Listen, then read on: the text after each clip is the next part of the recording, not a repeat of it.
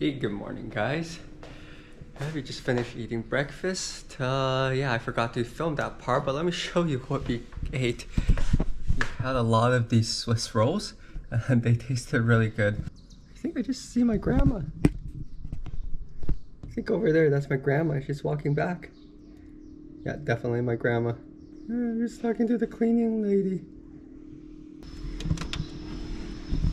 So my grandma used to always open the window and call me back then. So I'm gonna do the same. Nana! Nana! Nana! Nana!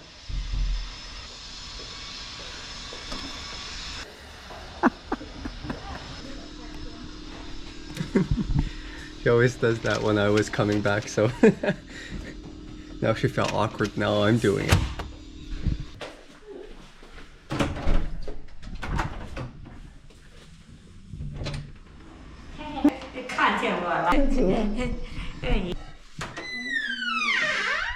Okay, so something funny is that we have this over here growing these kind of pepper. So initially this is the plant living in here, if you can see. And what my grandma likes to do is when she washes vegetables and whatnot, she likes to use that water to water the plants because, you know, that saves water and apparently that's good for the plant. And I guess one day when she was washing the vegetables, some kind of seed from some sort of pepper was in the water. So when she was watering this plant, the seed, I guess, sprouted and grew and we got these pepper. So the funny thing is we actually don't know what these peppers are, so we never really ate it because, you know, probably shouldn't be eating things you don't know what it is. So yeah, if anyone knows what these are, let me know. Yeah, you can see it's growing out really well. There's quite a few of them here. We are on our way to the Forbidden Palace in Tiananmen Square. So in order to get there, we actually have to take the subway. When you're there, you actually couldn't park anywhere there, so that's why we need to take the public transit there. See, on the Beijing subway, there was a sign saying, "No homelessness."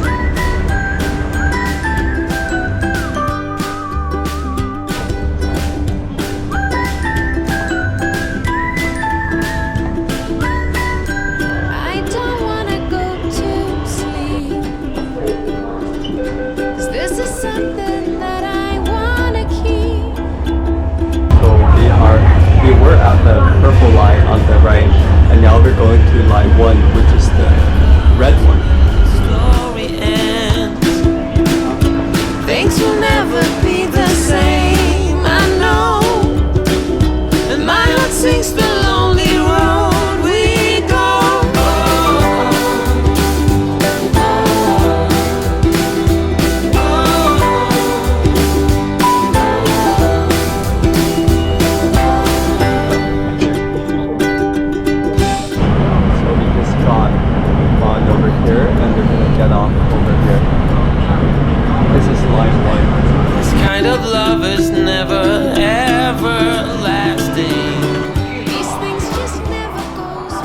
One thing about the subway is at certain stations, especially the ones where you go to Forbidden Palace or Tiananmen Square, they need to actually check your ID on your way out from the subway station. So if you're not a Chinese citizen and you don't have your identification card, you would have to bring your passport. So keep that in mind if you're ever visiting Forbidden Palace or Tiananmen Square, or traveling in China in general, you should have your passport with you for most of the times.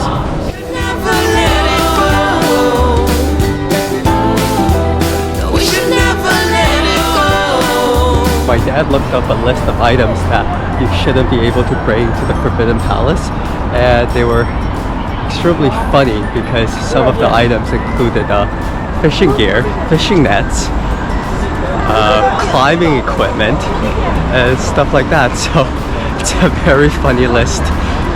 Yeah. So you gotta think somebody sometime must have brought something like that and caused certain hazards.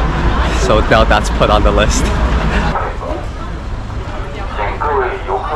Just past security and now we are walking to Tiananmen Square.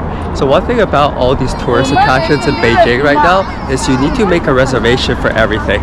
There was three, I believe, Russian girls in front of us in the line passing security, and it turns out they didn't make any reservations. I think their English wasn't as really good either, so I couldn't even translate for them. But I don't think they had reservations, and I don't know if they brought their passports with them or not, so they were not allowed to come in, which kind of ruins their plan and really sucks for them.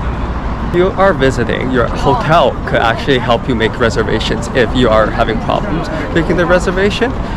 There is kind of like a whole process and different apps you have to use to make these reservations. I will probably talk about it later in the video of what kind of apps you need to use and how you could book these reservations, because it is slightly different and slightly more difficult if you're a passport holder and not a Chinese citizen.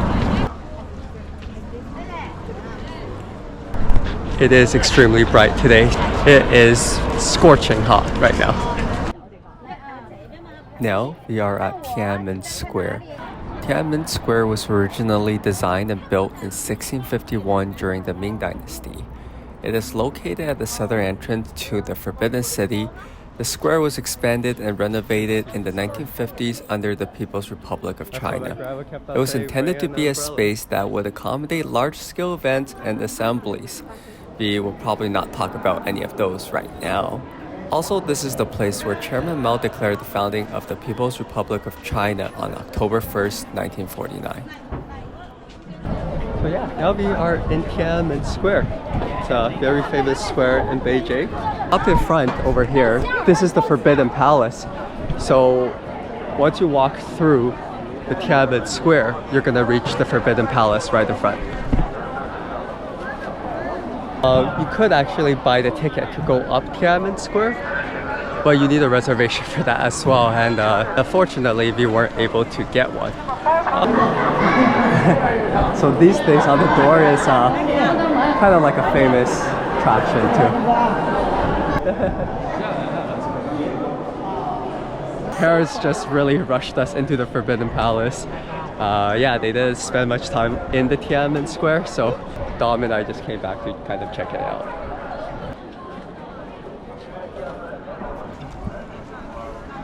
It's so hot out here.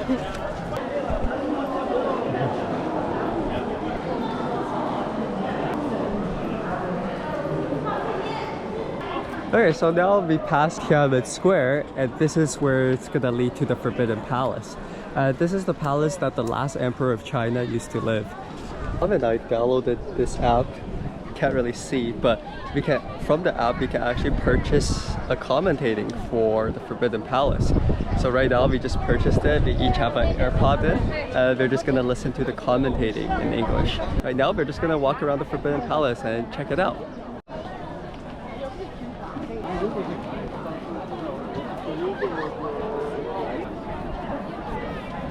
So another security check. So there's actually another restriction saying I can't bring a selfie stick longer than 1.3 meters long. And actually my selfie stick extends pretty long, so they don't allow it. But what's good is that they have a place that's gonna take it from me, and they gave me 2 tickets. So they're gonna bring my selfie stick to the exit. While I'm exiting, I can pick up my selfie stick at the exit. But yeah, I would suggest before you come visiting these spots, make sure you check out the list of items that you're allowed or not allowed to bring, so you can avoid these kind of problems. Alright, at least I can keep my GoPro, just not the selfie stick. Don't have my selfie stick anymore, just gonna handhold the camera. Well, it's actually not a bad process because they're gonna bring my selfie stick to the north exit in around 2 hours or so. So while I'm leaving, I can just go pick it up. And here we are. Hey guys, I will be doing a voiceover at this section of the video. I don't have my selfie stick for the GoPro, so I do apologize in advance for some of the footages being a bit shaky or the angles might be slightly weird. In front over here is the Inner Gate Golden Bridge. As you can see, there's actually 5 bridges. I'm not sure if you can really see in the video. The central bridge is reserved for the emperor only, and it represents the supreme power that he has. The other 4 bridges were used by the imperial family or other high-ranking officials. Now that we crossed the bridge, and right in front of us is the Gate of Supreme Harmony. It is called Taihemen in Mandarin.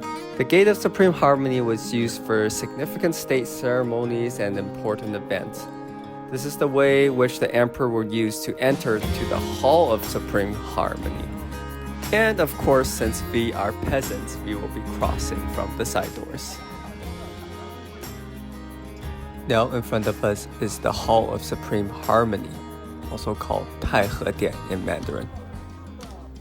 The Hall of Supreme Harmony was used for the most important ceremonies, such as the emperor's enthronement, birthday celebrations, and important state occasions, such as the New Year celebrations.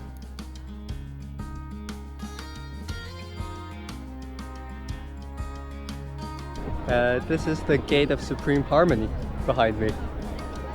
The Forbidden Palace was commissioned by Yongle Emperor in the Ming Dynasty in 1406, and it was completed in 1420.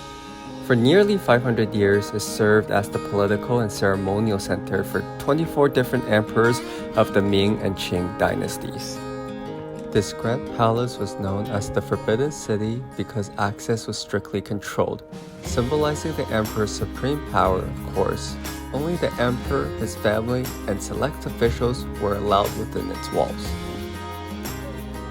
The Forbidden Palace spans across 180 acres and has close to 1,000 buildings, and it has exactly 9,999.5 rooms. In Chinese culture, the number 9 represents longevity and eternity.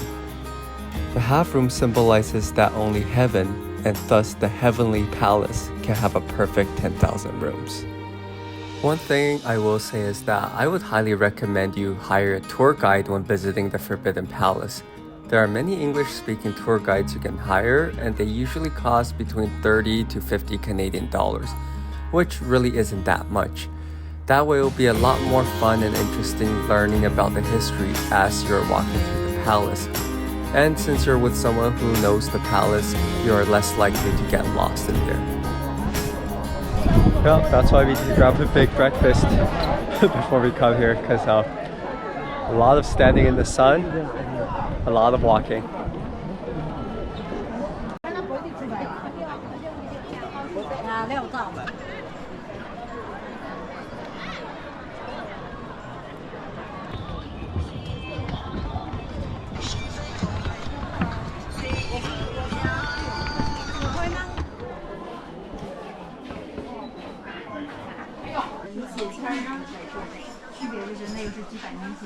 River means good luck. If this is a bridge, it means we have a lot of people to help you. Highest the mountain Lushan in Shaanxi province, different mountain and river. Stop, what did you get?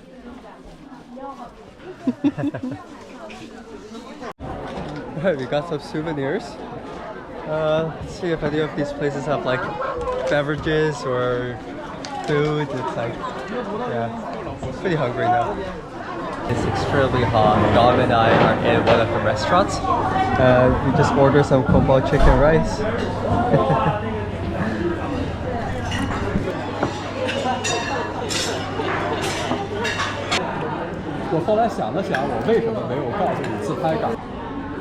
Oh, look what my parents ordered.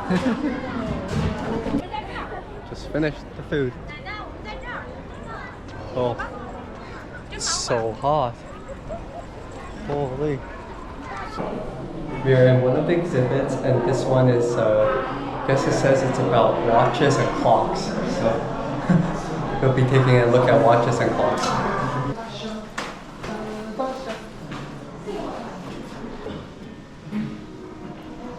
It's a lighthouse. It's a hot air balloon.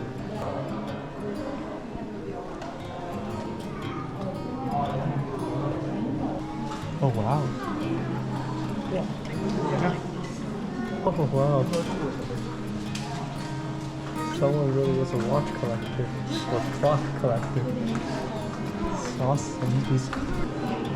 Oh, well, they have a history about these. This one is made in London as well. Wow.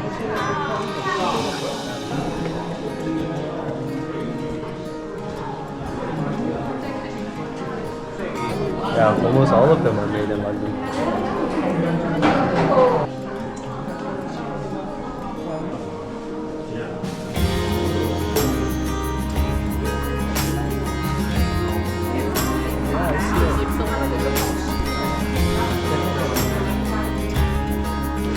I can see all the ones made here have similar styles. Found it fascinating, Dawn? Yeah, it was so pretty. Yeah. We just finished the clocks. Now we're going into this, I guess it has some gym ball. Forgetting words here. Going in this next exhibit, it should have like some of the treasures from back then. So over here, this is something pretty famous too. It's 9 dragons here.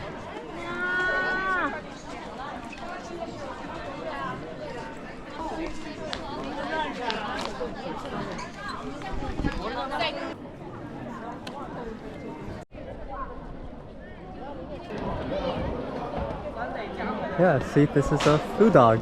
It's the tattoo I have on my arm. It's kind of like a creature like this.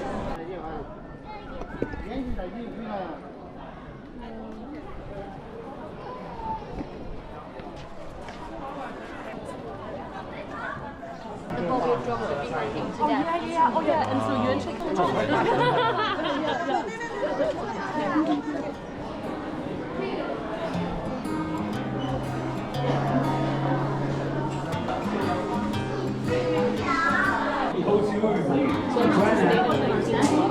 Yeah, from 1644 to 1911.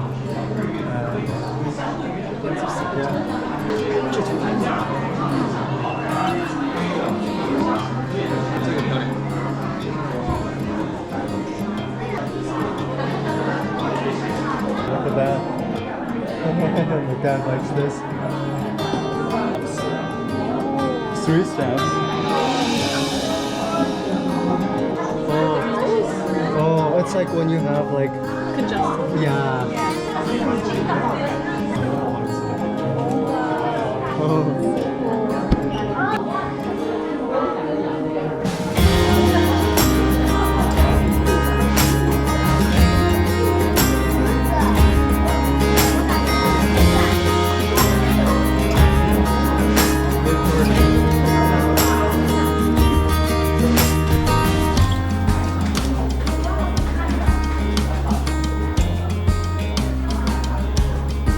There are some pretty cool items in there.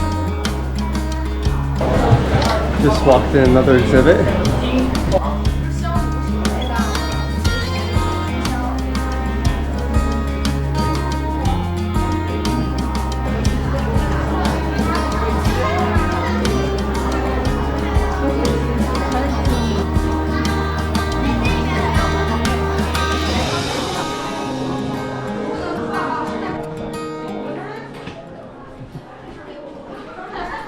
This part of the exhibition is rocks.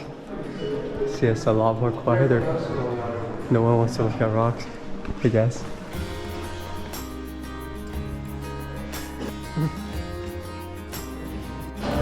Alright, now we're in the exhibit to look at the jewelries.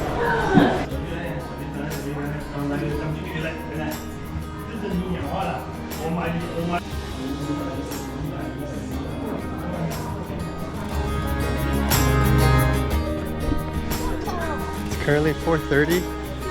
Forbidden Palace, the Forbidden Palace closes at 5, so we have 30 more minutes. And it's actually quite nice now because there is a lot less people.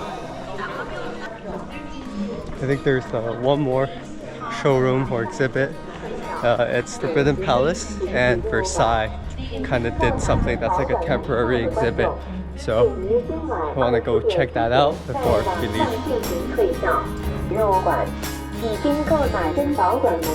lot of people don't even know that these things you have to book additional tickets to come in, so lucky to be here.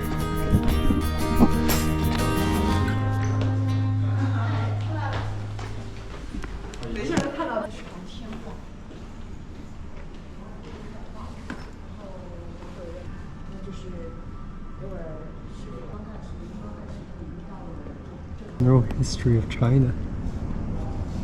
New Memoirs of the Present State of China from 1696.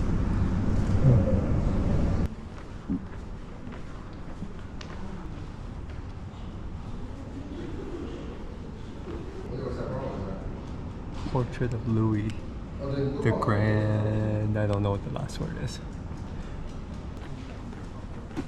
Oh. St. Francis Xavier arriving in China by boat.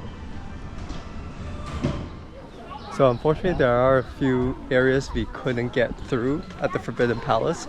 It is, after all, a really big palace.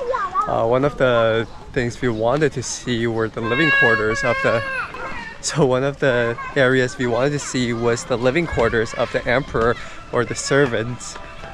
But yeah, unfortunately we didn't get to see that. But it's okay, we saw most of the important things.